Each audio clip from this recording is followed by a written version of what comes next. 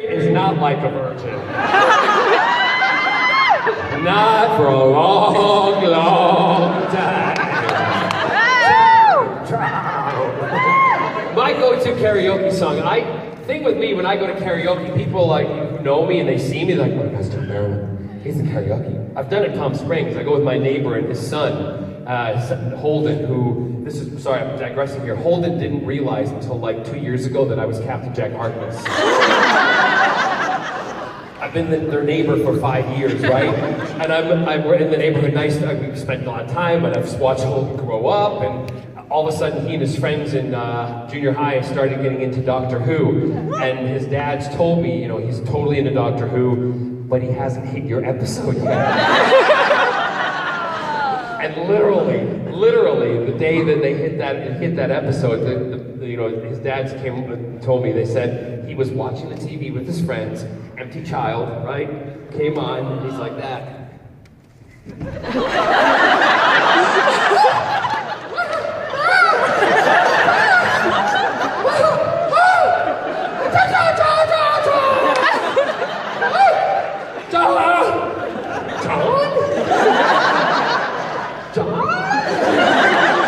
And then his dad's like he was, some little child. Yes, Holden.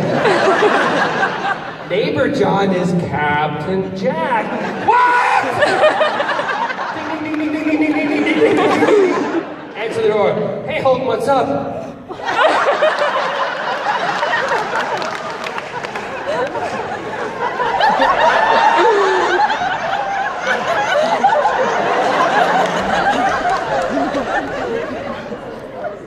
Total freak out.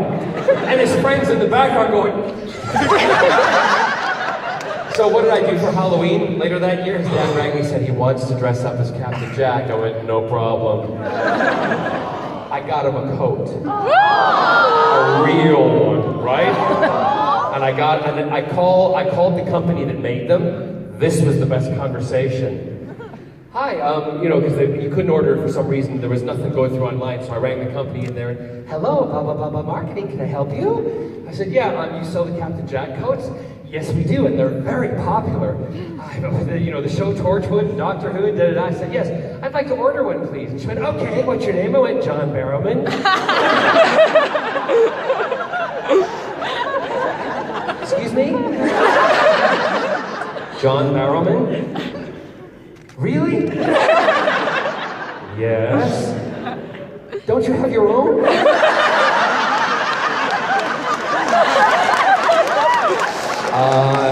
I do, but wouldn't you like to take my order? Oh my God, Captain Jack Harkness is ordering a coat!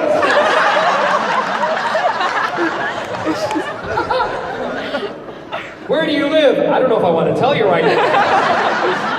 So I gave the address, all that kind of stuff, and at the end of it, she said, well, that'll be $650 plus shipping $350. And I went, really? I'm Captain Jack! I should get it for free!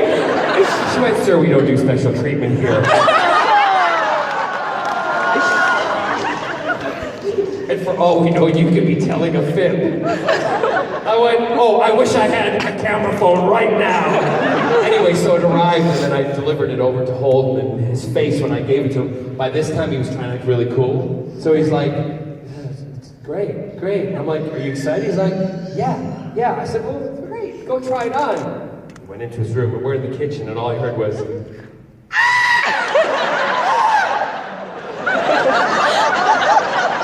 I looked at his dad's and I went, my job is done. What was your question?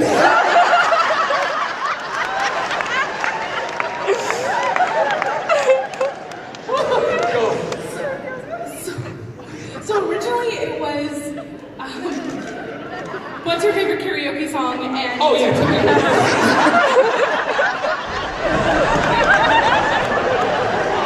My karaoke song is, when I go to karaoke, people expect me to sing. So Holden, they take me to karaoke, and they're like, John Barrowman. They expect me to get up and be like, yeah. I like to go up and suck.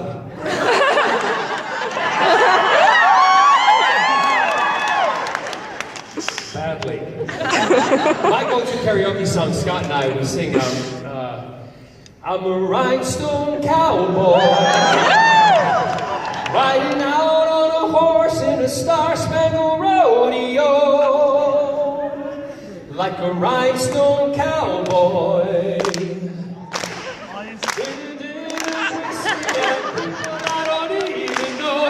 Karaoke song, so I can read the frickin' words.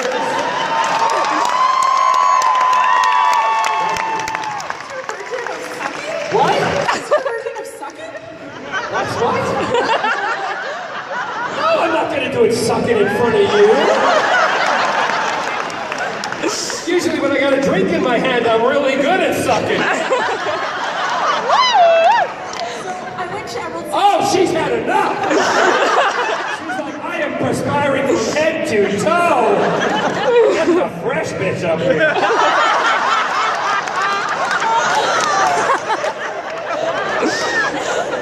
I love you guys, by the way. You know I'm a great supporter of the deaf community. I did that's another thing. I did a thing about hearing dogs for deaf people. Myself and Princess Anne are huge supporters of that charity. And if you haven't seen the video, go on. It shows you how alienating being deaf can be, and that a dog makes a huge difference. And I met, where's Lulu? I don't know if she's here today. Down here, in front. Oh, there's Lulu right there. And she's a hearing dog. I forgot, I know the dog's name, but I forgot your name. Jocelyn. And Jocelyn went deaf when she literally was, I'm guessing here Jocelyn was about 8 or 9 years old, or were you older? 7. And she had meningitis, woke up the next day deaf. Right? So the dog has made a huge difference in her life, and I know because she's very outspoken. And she holds a good conversation. And if you see a deaf person, go up and talk to them because they really want to be involved and interacted with. So anyway, next question. Hi, Lulu. Yes. Are you sure you don't want a moment with the dog? I've slept with many dogs in my life. I went to Emerald City Comic Con last weekend, and I have to say that your panel was probably the highlight of the weekend. Thank you. About 15 minutes in, there was a little bit of a confrontation with the minions. With the who? The minions, the green shirts who were controlling. Oh no, don't call them that. They're That's what they're they're volunteers. called. That's what the convention calls them. Oh, that's it's not it's right, an though. endearing term. Okay. And, Sounds very endearing to me. and I was just wondering how it was after your Totally panel fine. ended, and there's no burned bridges or anything, because we really appreciate that you Yeah, no, I pushed know, the because I panel did it to for the you full. guys. What they did was Yeah. they, I don't really want to go on about it too much, but when they give you a 5-minute wrap-up, they gave me my 5-minute wrap-up at 10 minutes before it, but when you want me to come do a panel for an hour, you guys are paying a lot of money, I'm doing an hour for you, right?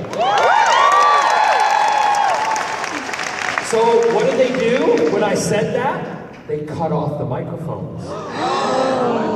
That wasn't the volunteers' fault. That was the sound fault. Well, I went off for you guys, and I was angry because there was a young lady who was wanting to ask a question, and they just cut her off and told her to sit down, and I was like, no, no, no.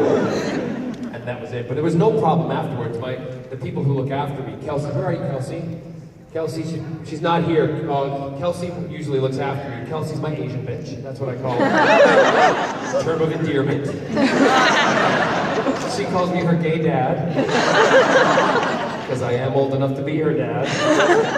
Anyway, so she said when she was back there and she heard it, she went, oh my God, they just didn't. But there was a lot of running around, but it was fine. It was fine. I was doing it to support, and you want an hour, you get an Okay, so hour. you're definitely welcome back. Oh no, listen. Oh no, listen, they wouldn't turn John Barrowman away. Not when the panel room was an overcapacity of 3,000 people, okay? Yeah. Yes. Hello, Doctor! Hello, John. Hello. Do you have a favorite episode or program that means a lot to you? I never really answer favorite questions Okay. because you guys would not let me change my mind, never.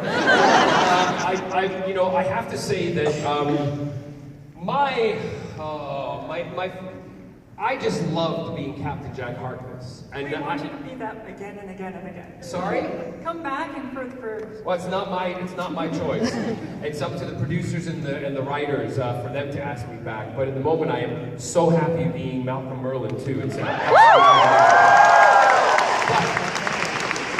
no pun intended, you always remember your first. And Captain Jack Harkness was the man, the character who changed my life. And you guys changed my life along with him. And that's why he has a huge soft spot in my heart. And that's why when I talk about him, he's a friend and I love him dearly. And if there was a favorite episode, oh gosh. It's not really a favorite. Every moment of Captain Jack for me was relishing because let me take you back. When in 1970 to 76, and then moving to the States, when I would watch Doctor Who on PBS. But when I was a kid in Glasgow, Scotland, sitting on the sofa, you know, hearing the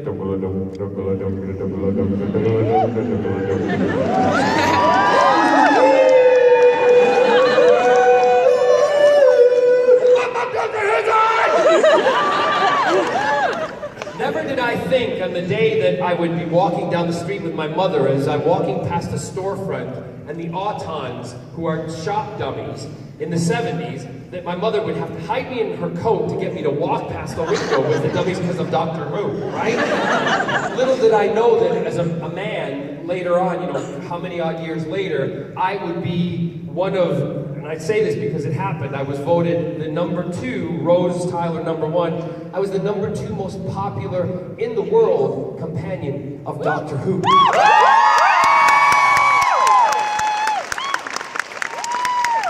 So, for me to play Captain Jack was a dream as a little boy.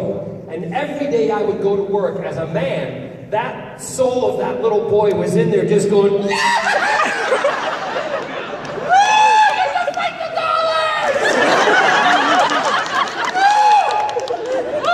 did that on set. However, inside, I was doing that all the time. And there was one instance where I was going back, I was working night shift, and I was leaving the building, you know, I was leaving going back to our building. We lived in a building, all of us, it's called Who Towers. That's what we called it. And I was coming in, David Tennant was coming out, and I'm like, hi Dave, he's like, I don't see you later.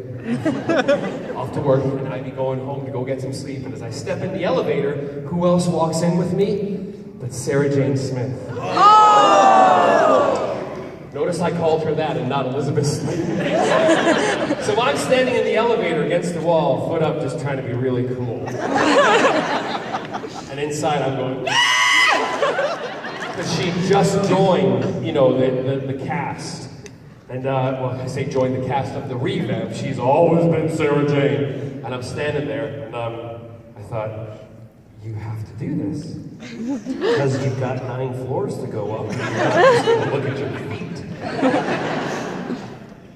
Hi, Miss Slayton. My name is John Barrowman, and I know exactly who you are, Mr. Barrowman. You're Captain Jack Harkness. Sarah Jane would like you, but she wouldn't like your gun. She'd have to fight you to get it off.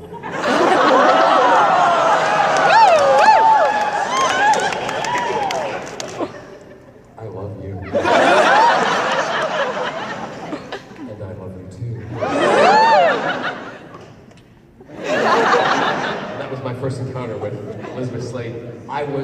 She got out of the elevator, I peed myself. I was so happy. And then I go back upstairs and I'm like, Scott! I was just in the elevator and Sarah Jane came in and it was, oh my God, it was Elizabeth Slade. And I stood there talking to her and she talked to me. He goes, are you hot? Yeah!